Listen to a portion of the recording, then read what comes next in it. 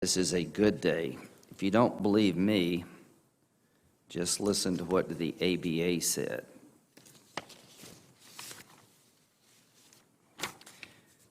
American Bar Association is not high on Senator Lee's list, and many of you. I think they do give some Republican nominees a hard time, but I've continued to use them because I keep as many traditions in place as I can. But to folks who are watching this hearing, their job is to evaluate the nominee in three categories: professional competencies, character, judicial disposition. They spent hundreds of hours, talked to hundreds of people from all walks of life about this judge, Judge Barrett. And here's what they found. The American Bar Association's Standing Committee on the Federal Judiciary has completed the evaluation of the professional qualifications of Judge Amy Barrett. As you know, the Standing Committee confines its evaluation to the qualities of integrity, professional competence, and judicial temperament.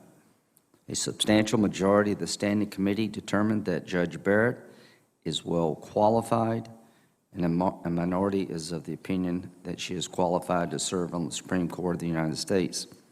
The majority rating represents the Standing Committee's official rating, which is the highest you can get. I asked the two presenters a question. Would both of you feel comfortable going before Judge Barrett? They replied, absolutely. Another piece of information was from Ms. O'Hara. She was the dean of Notre Dame Law School while Judge Barrett was a professor. Remember what she had to say. I have only communicated with this august committee on two occasions. The first was 10 years ago when I wrote a strong letter in support of now Justice Elena Kagan, whose term as Dean of Harvard Law School overlapped with my own. The second is today introducing and endorsing Amy Coney Barrett in equally strong terms. Some might find these recommendations in juxtaposition, but I find them entirely consistent. So do I. I voted for both.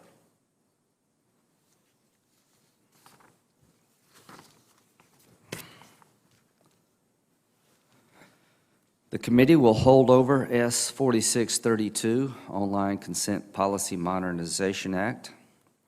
I ask unanimous consent that notwithstanding the motion of October 15th, setting the vote on the Barrett nomination at 1 p.m., the committee proceed immediately to vote on the Barrett nomination. Any objection? Without objection. On the motion to report the nomination of Amy Coney Barrett to be an Associate Justice of the Supreme Court of the United States, the clerk will call the roll. Favorably to the floor. Favorably to the floor. The clerk will call the roll. Mr. Grassley. Aye. Mr. Cornyn. Aye. Mr. Lee. Aye. Mr. Cruz. Aye. Mr. Sass. Aye. Mr. Hawley. Aye. Mr. Tillis. Aye. Ms. Ernst. Aye. Mr. Crapo. Aye. Mr. Kennedy. Aye. Mrs. Blackburn. Aye. Mrs. Feinstein. Mr. Leahy. Mr. Durbin. Mr. Whitehouse. Ms. Klobuchar. Mr. Coons. Mr. Blumenthal. Ms. Hirono. Mr. Booker. Ms. Harris. Mr. Chairman. Aye. Mr. Chairman, the votes are 12 yeas, 10 no votes. The nomination will be reported favorably to the floor with a unanimous vote. Senator Cornyn. Mr. Chairman, I'll just take a couple of minutes. I just find this to be a surreal environment we're in, where our Democratic colleagues announced yesterday they're going to boycott one of the most important votes this committee will have, probably during our entire senatorial tenure, and that is a vote to confirm, provide advice and consent to a nominee for the Supreme Court of the United States. But I just want to comment on the pictures that are in their chairs, like this is some sort of sporting event during COVID-19, and rather than show up and do their job, they choose to continue the theater that was part of the hearing.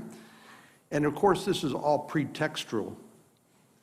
Their argument, as I understand it, is somehow Amy Coney Barrett will violate her oath of office, contrary to everything she has done and who she is, and somehow that the Affordable Care Act is in jeopardy.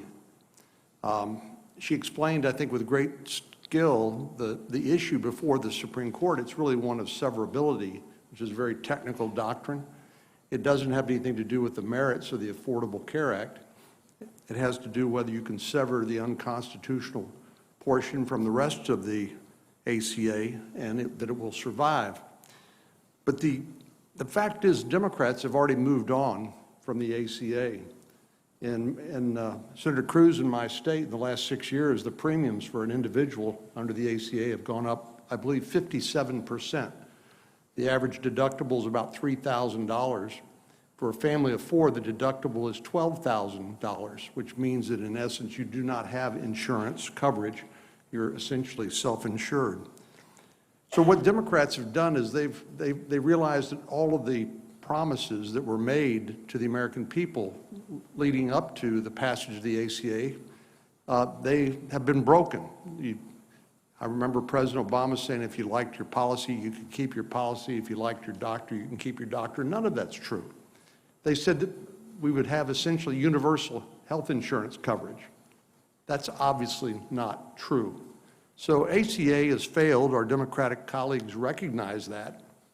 And that's why they have, from the presidential candidates running in the primary all the way down to people running in this election on November 3rd, including in my state, have advocated a single-payer system, sometimes called Medicare for All, sometimes called the public option, but it's all a slippery slope toward a single-payer system. And I just think it's important to point out what they are advocating, because it is extraordinarily radical. For the 100 and maybe 80 million Americans who get their health insurance on the job, they would eliminate that. They would take that away from them in order to put them on a single-payer government program.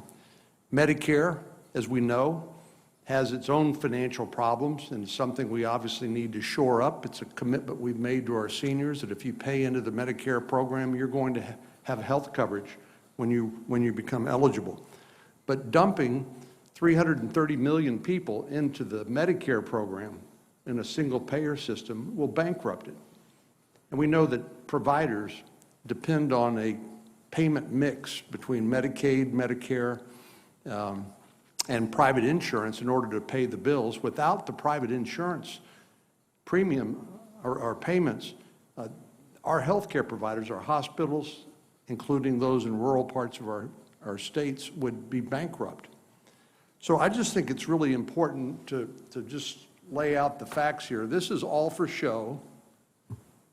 They have given up on the ACA because they realized that it did not fulfill the promises that were made when it passed. Now it's unaffordable to most ordinary Texans and Americans, and so they have thrown that out the window in favor of a single-payer system. And finally, you know, Senator Schumer said everything is on the table if they win the majority. I think you've observed, Mr. Chairman, that if the shoe were on the other foot, we have no doubt what they would do under these circumstances. But beyond that, Senator Schumer has said that the legislative filibuster is in jeopardy, that they will turn this into simply a partisan body where you don't need to do the hard work to get bipartisan support. They would consider turning D.C. into a state, and the state would get 2 senators. Puerto Rico, a state, and get 2 senators. They want to permanently transform this country. This isn't about incremental change. This is about revolutionary changes in our country. And then finally, as we've all observed, they're advocating packing the Supreme Court with additional partisan judges. And as Ruth Bader Ginsburg pointed out, there goes the crown jewels of the American Republic, which is our independent judiciary. It becomes nothing but another political body, a second legislative or political branch.